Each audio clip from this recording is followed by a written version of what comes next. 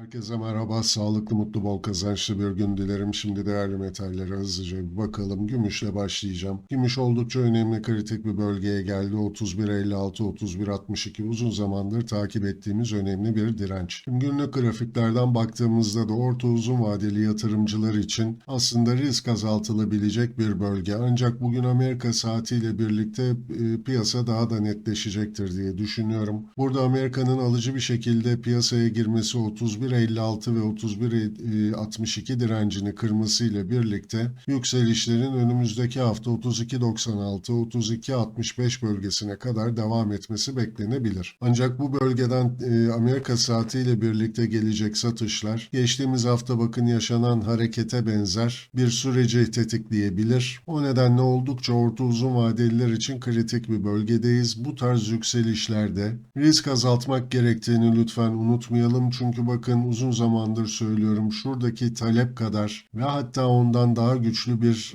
arz süreci yaşadık. Dolayısıyla artık buradan gelecek alımlar orta uzun vadeli yatırımcılar için risk azaltma sürecinin olduğunu bize gösteriyor. Yukarıda 32.96, 32.65 direnci kırılacak olursa da burada bir çift tepe riski oluşacak. Ancak tabii her şeyden önce bugün 31.56, 31.62 üstünde kalıcı oluyor muyuz? Bunu takip edeceğiz. Bu tarz bir kırılım almadan tekrar burada Amerika satıcı olursa 29.67, 29.40'lar gündeme gelecek. Bu bölgenin de kırılması ile birlikte 26 dolara doğru satışlar derinleşebilir. O nedenle orta uzun vadeli yatırımcılar maliyetlerine ve vadelerine göre burada işlemlerine yön vermeleri gerekecek. Yüksek maliyetlilerin bu tarz yükselişlerde risk azaltması, olası bir 26 dolar geri çekilmesi için oldukça kıymetli olacaktır. Bu tarz düşüşler yaşanırsa ortalamayı düşürmek için yeni alım yapma fırsatı verecektir. Ancak düşük maliyetliler için herhangi bir sorun yok. 26 dolar korunduğu sürece burada bir yatay bant hareketi takip ediyor olacağız. Şimdi buradan düşük zaman dilimlerine geçecek olursak,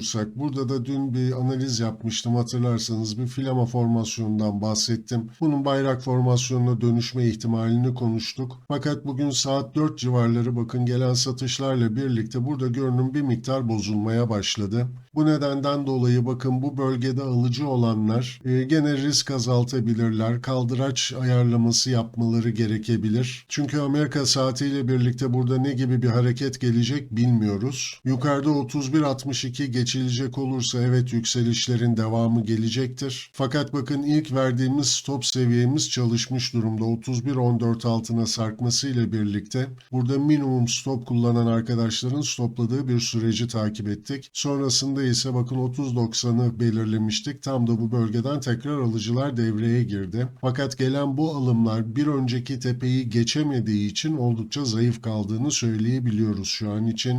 Ancak burada esas kıymetli olan dip bölgemiz 30.48'de. Bu da neden kıymetli? Bir önceki tepeyi geçen güçlü alıcıların geldiği bir süreç yaşadık bu dip bölgesinde. O nedenle evet fiyat bu bölgeye kadar gelebilir ancak 30.48 korunduğu sürece tepede yatay bant hareketi takip ederiz. Bu piyasanın satışa döndüğü anlamına gelmeyecektir. Ancak 30.48'de kırılıyorsa, yani şu yeni tepe yapan güçlü alıcıların geldiği bölge artık satışa geçiyorsa burada mutlaka stop olmamız gerektiğini unutmayalım. Amerika saatiyle birlikte burası netleşecek ve saat 5-6 sularında katıl altındaki shorts bölümüne bir video hazırlayacağım. Son durumun bir tespitini yapalım. Alıcılar mı güçlü, satıcılar mı güçlü, hangi seviyelere dikkat edeceğiz? Amerika açılıp şöyle 1-2 saat piyasa oturduktan sonra daha net bir analiz, daha net bir görünüm yakalayacağımızı düşünüyorum. Buradan ons altına geçecek olursak, ons altında da bakın şu düşüşün güçlü bir tepkisini verdik. Fakat bu süreçte gümüşün desteklemediği bir yükseliş oldu bu. Sonrasında da zaten sert satışlarla tekrar geri dönmüştü altın ve şu an için bakın şurada yatay bant hareketi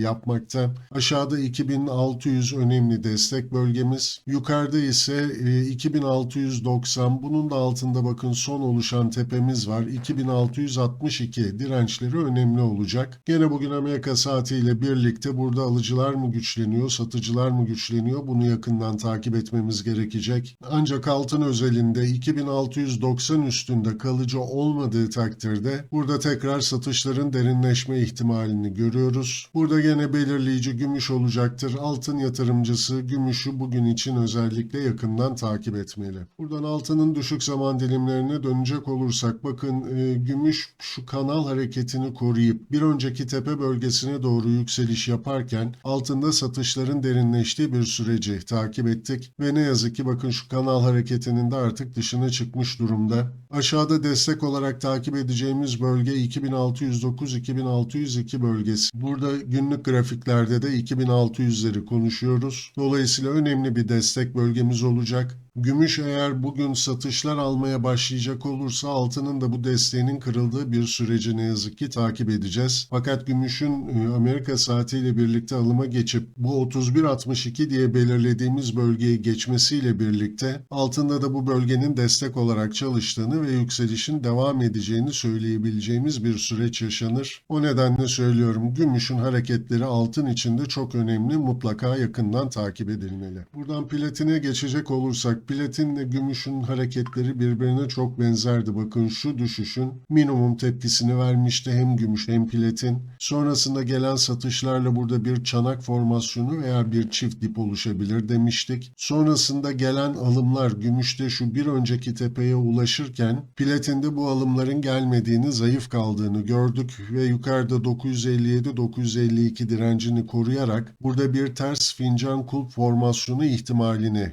gündeme getirdi. Burada eğer aşağıda 924 desteği, hatta bakın şu son oluşan dibe de bakalım.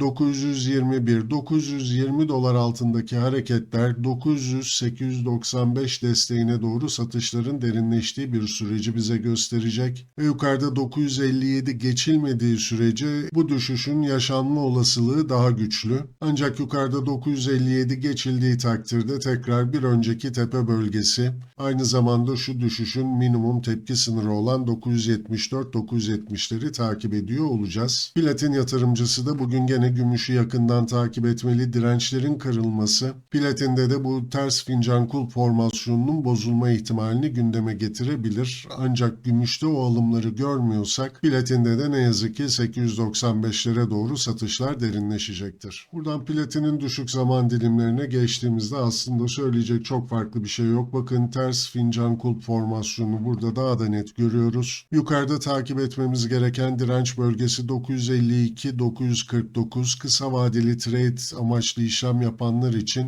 ilk alım seviyesi olarak kullanılabilir. 952 üstü hareketler bir kademeli alım için ilk işlem açılacak bölge olabilir. Sonrasında da 957'yi takip ediyor olacağız. Daha güvenli işlem yapmak isteyenler 957'nin kırıldığını görmek isteyebilir. Ancak kademeli alım için de gene bu bölgeler kullanılabilir.